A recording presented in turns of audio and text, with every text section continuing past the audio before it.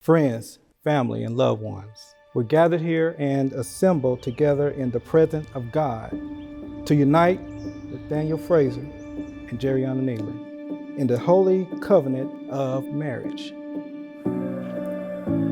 The Bible teaches us that marriage is a covenant relationship between one man and one woman who totally submit themselves to one another, not for a few days, not for a few months, not for a few years, but for life. Jerry, I tell you this all the time. However, I've never said it in front of anyone, but you're my person. We have fun together and we genuinely enjoy one another's presence. We know that we don't have to do everything and anything that's traditional, but we embrace that. For example, I just learned your favorite color last week. It's baby blue. But I'll tell you what I do know. I know that you have a passion for children. You have a passion for me. You're the best and the most patient communicator that I've ever met. And I know that when you love, that you love deeply. My vow to you today, in front of all of our friends and family, is that I will honor and reciprocate. I will honor you as a woman of God and an amazing mother. I'll honor you as a friend and an amazing lover. I reciprocate the love that you show me and the time that you put into this relationship to make it our perfect. I vow to continue being the man that you fell in love with 11 years ago, except at that point in time, I was a boy. I vow to continue to grow with you as we march toward our own forever. These are my vows to you. Nate, a year ago, when I said I do to you, I knew that it would be for a lifetime, but I didn't truly understand the meaning of a lifetime until I embarked upon my partnership with you. As I reflect upon our history and all the years we've known each other, my eyes were open to the fact that our lifetime journey began years before we made our covenant to each other and before God. And even almost a year later, from the first time I said I do, my commitment and love for you remains unwavering, just as a tree planted by the water. I am who I am in our marriage because of the man that you are, or as you like to call it, the dependent and independent variable. I can attest to the fact that the young man I met 11 years ago in a high school academic program is that same man, just now you're Nate 2.0. You continue to be a man of great character, with commitment to your family, a strong reverence for God, and a heart that is truly pure, with good intentions for anyone you encounter. So today, I reaffirm my devotion to you and to our marriage. I vow to keep God at the center of our marriage and to keep it sacred. I vow to be by your side, not only in your successes, but also in your disappointments. I vow to try to be less annoyed by your nasal congestion every morning and night. Can't help it. Furthermore, I vow to respect your position, not only as my husband, but as the head of our household. I love you today, I will love you tomorrow, and until I take my last earthly breath. By the authority of God and the laws of the state of Tennessee, I now declare you husband and wife.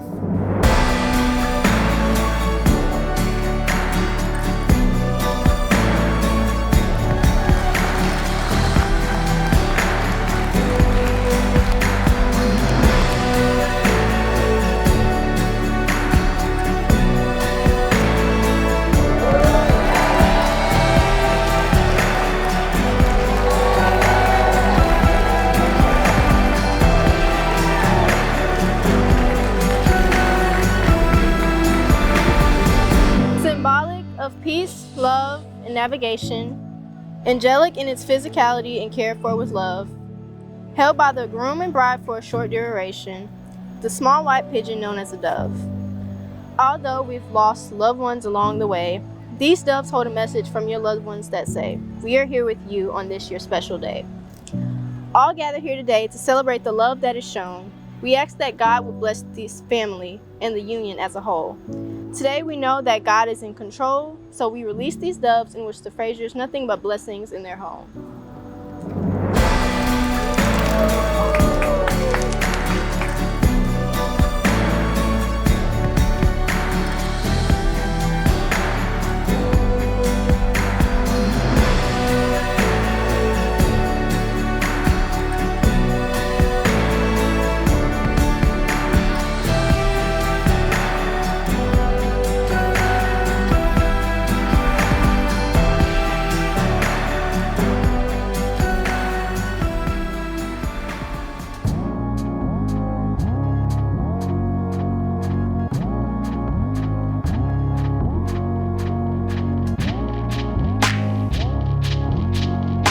I'm gonna keep it real short. I love you. I love you, Nate. You're now my brother. Yay! Just take care of my friend. She's a really good person. She has a great heart. And just know that she adores you. I just want to say that I am so glad, thankful, happy, all of the above, that these two high school sweethearts have joined together as one. I look forward to watching you all grow even more together now that you have become one. I thank God for the two of you, and I just pray that He continues to bless you, keep you, and that He smiles upon you forever. I have been Nathaniel's best friend for about 12 years. I think we met like February of 2007. We pledged together at fraternity, been best friends ever since. Over time, of course, we've become brothers. We've had conversations about growing up, how we would be as men, the visions we had, what we wanted to be when we grow up. And of course, we would swap stories about the girls we dated, the girls we talked to.